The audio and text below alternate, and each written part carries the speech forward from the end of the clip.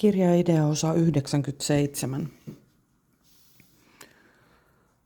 Kirjaidean päähenkilö on miettinyt pitkään, kannattaako näitä YouTube-videoita tehdä, vaikka hän on yrittänyt informoida koko kaupunkia ja ketä vaan kiinnostaa näillä YouTube-videoilla näistä taitavien metodeista sun muista, miten ihmisiä pystytään koukuttamaan ja alistamaan, niin ketä ei tunnu kiinnostava totuus, vaan ihmiset on sen verran idiootteja ja pässejä, että ne mieluummin käyttää huijareiden hommia, kun kuuntelee totuutta yhtään mistään. Mutta tilanne on taas mennyt sellaiseksi, että kirjailijan päähenkilö vaistoo, että hänen itsensä lisäksi luultavasti taas kerran tätä hommaa on niin sanotusti voimistettu ja epäilee, että vielä useampi saattaa ehkä kärsiä tästä koko paskatouhusta, mitä täällä kaupungissa tapahtuu. Ja johtuen myös siitä, että kirjailijan päähenkilö on pidetty nyt 3 yötä hereillä, ehkä muutaman tunnin per yö pystynyt nukkumaan silleen tai tälleen, miten se nyt ottaa. Eli selkeä taantuminen taas tapahtunut. Jotkut täysin sadistiperkeleet on taas keksinyt hienoja ideoita. 3 yötä hereillä peräjälkeen. Jatkuvia kipuja vähän väliä. Tai näitä haarahommeleita, värisyttelyä vai miksi ne nyt sitä kutsuukaan. Mutta kun heidän on tarkoitus nöyryyttää. Mutta kun he itsensä vaan munavat siinä, mutta ei siitä sen enempää. Kirjailijan päähenkilö ei edelleenkään ole päässyt irti ollenkaan. Joutuu 24 tuntia vuorokaudessa kuuntelemaan näiden perseilijöiden räpättämistä, jatkuvaa puhetta. Mikään ei voi olla itsekäämpää kuin tämä touhu, mitä nämä ihmiset harrastelee tai niin edespäin. Osa ehkä joutuu väkisin tekemään, mutta ilmiselväksi on käynyt myös se, että osa ei vaan vittu suostu lopettamaan tätä sydämiä ja toivottavasti he nyt on kohta puoliin mahdollisimman kusessa. Se on ainakin kirjailijan päähenkilön hyvin harrastoiva.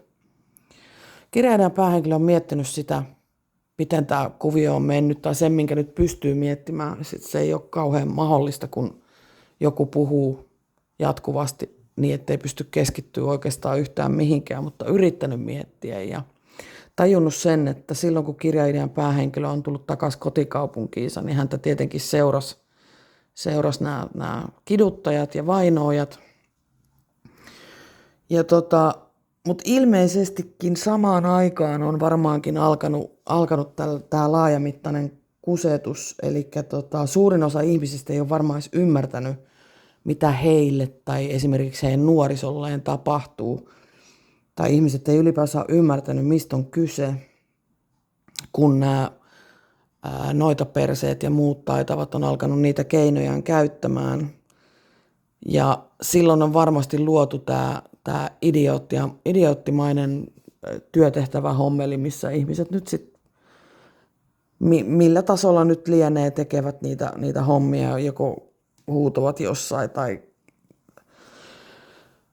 tai ronkuvat yksinään kotona tai ovat jossain porukassa yhdessä esittämässä tai mitä nyt ikinä, mutta silloin se kusetus on täällä varmaankin oikein todenteolla alkanut ja ihmiset on todellakin mennyt varmasti myös lankaan täysin tai ovatkin menneet. Osa on hurahtanut siihen touhuun, koska ne on kuvitellut sen jotenkin todella upeaksi. Siihen saattaa liittyä joko sitä terveyshommelia tai henkistä puolta. Ja sitten taas osa on sellaisia niin kuin kirjailijan päähenkilö on, että ei ole pystynyt asialle tekemään mitään, koska ei ole alistunut eikä kirjailijan päähenkilöä nyt ei ole muuta kuin kidutettu. Hänelle ei todellakaan ole mitään hyvää tehty ikinä, joten sellaisiakin varmasti on. Ja sitten on niitä idiootteja, jotka on kuvitellut, että helppoa rahaa saa vaan sille ja niin edespäin. Ja sotkeentuneet siihen ja No, nehän nyt ei sitten tietenkään tiedä, että ne nyt ei pääse siitä sitten eroon muuta kuin alistumalla aina tekemään tarvittaessa niitä, mitä lienee työtehtäviä, mutta siinä on voinut olla muutamakin eri ryhmittymä, jotka on alkanut tätä näiden noitaperseiden hommia tekemään. Kirjailijan päähenkilö aikoo ajaa joka ainoan taitavan, kyvykkään henkilön hevohelvettiin täältä mielellään paljastaa julkisuuteen koko touhun ihan juurta jaksain. Ja tuleehan se tapahtuu ennen pitkää kuitenkin. Kirjailijan päähenkilölle, kun hänelle kerrotaan kahta eri versiota, että se, että hän on ainut, joka kuulee, tai sitten, että niin kuin jotkut muutkin kuulee näitä puheita. Mutta se, minkä kirjailijan päähenkilö on huomannut, niin on se, että kovin montaa samanlaista ihmistä, joka kestäisi 7 vuotta tätä paskaa, ei varmaankaan löydy. Eli ihmiset antaa periksi, nuolee noitien persettä, ilmoittaa, että ne ei mihinkään mitään kerro ja sitten ne saa olla ja niin kuin tämän tyyppistä juttua. Mutta se nyt on ihan ymmärrettävää. Se on aika helvettiä koko se homma, jos se kohdistetaan ihmiseen toi kidutuspuoli ja noin ikkästä. Siitä nyt on kertonut aika useammankin kerran. Mutta tosiaan kirjailijan päähenkilö on sitä mieltä, tai teoria on se, että sellaista laajamittaista kusetusta täällä nyt on ilmassansa. Tai on ollut varmaan jo pidemmän aikaa. Mutta se, mikä on ihan tasan varma, niin nämä hommat täältä lähtee, itkee nämä perseet nyt miten päin tahansa, niin nämä tällaisten taitavien noita hommelit ja nämä, niin ne kyllä tulee täältä lähtemään. Että älkää kuvitelkokaan, että tänne jää. Kirjailijan päähenkilö ei ole missään vaiheessa ollut antanut periksi, eikä ole muuttamassa mihinkään kotikaupungistaan sukulaistensa läheltä ja niin edespäin. Että kyllä täältä lähtee nämä, mitkä tänne on tulvinut paskajuttuja ne tekemään ja kusetuksia tekemään. Päähenkilö ei edelleenkään osallistu näytelmiin, paitsi kun häntä raivostutetaan tyyliin se 13 tuntia tai sitten oikein niin kuin vielä lisätään sitä, tehdään se raivokohtaus, niin silloin päähenkilö saattaa jotain asioita kommentoida, mutta ei edelleenkään puhu niissä näytelmissä eikä tule puhumaan. Hänestä ei tule kenenkään välinettä eikä käsikassaraa eikä opettelijaa eikä tule tekemään yhtään paskaa työtehtävää ne teidän vittupäitten takia, jotka olette kirjailijan päähenkilöä 7 vuotta tappanut ja tapattanut. Päähenkilö edelleenkin tietää niitä eroja siinä, että kun päähenkilö on itse täysin tavallinen ihminen, ei mitään kykyjä, ei edes millin vertaa mitään kykyjä, ei mitään tällaisia noita taitoja eikä mitään tällaisia, eikä niitä haluakaan. Ja ei todellakaan ole vittuakaan kateellinen sellaisille, kenellä on, koska päähenkilön missio on ajaa nämä tällaiset taitavat täältä pois. Mutta päähenkilö on tavallinen ihminen, joka ei pääse irti, kenen päässä puhuu koko ajan joku paskahousu tätä näytelmää ja kusetusta. Päähenkilön tämä jatkuva mustamaalaus ja eri teoriat siitä, ja niin kuin hänestä valehtelu jatkuu edelleen. Päähenkilö pystyy menemään vaikka valheenpaljastustestiin siitä, että 7 vuoden aikana ei ole aiheuttanut kenenkään kohtaloa eikä ole tehnyt kenellekään mitään. Vielä kerran, jos teidän dilleperseet ei nyt pikkuhiljaa ala sitä jo tajumaan. Ja loppuviimeeksi siinä tulee kuitenkin käymään niin, että viranomaistahot tulee ihan oikeasti selvittämään teidät ja ajamaan teidät täältä pois. Kirjailijan päähenkilö pystyy tappelemaan moninaisilla keinoilla, noita keinoilla ja tällaisilla keinoilla kirjailijan päähenkilö ei tule tappelemaan koskaan. Ja sen takia kirjailijan päähenkilö on helvetin valmis menemään ihan tähän Suomen lakien mukaiseen oikeuteen ja vetää oikeuteen kenet tahansa itsensä mustamaalaajan ja muun itsestään paskaa puhuvan. Ja kirjailijan päähenkilö pystyy todellakin pyytämään myös apua viranomaisilta.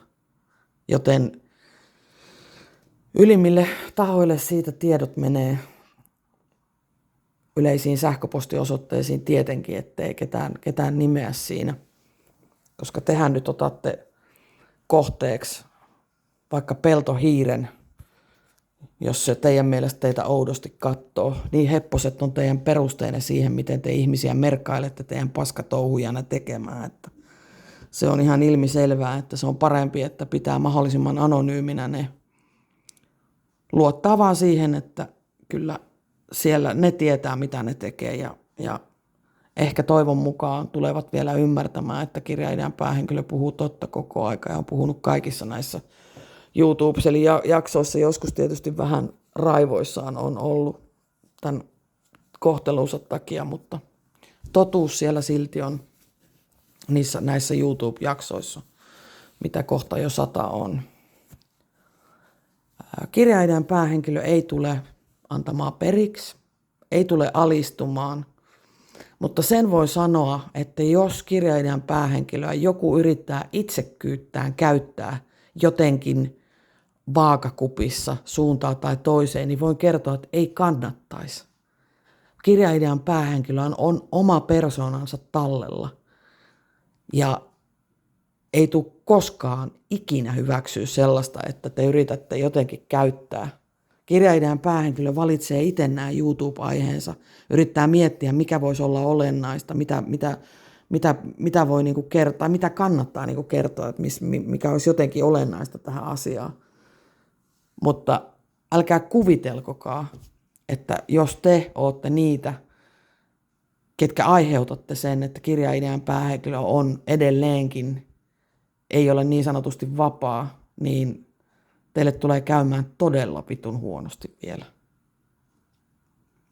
Mutta kuten sanottu, kirjailijan päähenkilö ei luovuta, ettekä te sillä valehtelulla ja mustamaalaamalla saa lannistumaan sen enempää kuin ennenkään. Että se on sitä saatanan jatkuvaa paskapuhetta ja jorinaa siellä. Että jos te nyt haluatte ittenne nolata, jäädä kiinni ja päätyä vielä kaiken lisäksi julkisuuteen, niin siitä vaan ei muuta kuin jatkakaa typeryyttänne. Se on ihan oma ongelmanne. Itse te olette muutenkin sotkenut omat tilanteenne ja edelleenkin kirjailijan päähenkilö haluaa sanoa muuten sen, että yksikään ei ole tosiaan vaivautunut soittamaan tai tulemaan juttelemaan, joten kunnioittakaa te nyt hirveästi tätä hommaa ja nuolkaa toistenne persettä, mutta kirjailijan päähenkilö ei tule koskaan tätä elämänsä varastamista ja epäoikeudenmukaisuutta hyväksymään, joten tehkää mitä tykkäätte, kirjailijan päähenkilö ei lopeta YouTube-seleitä eikä lannistu.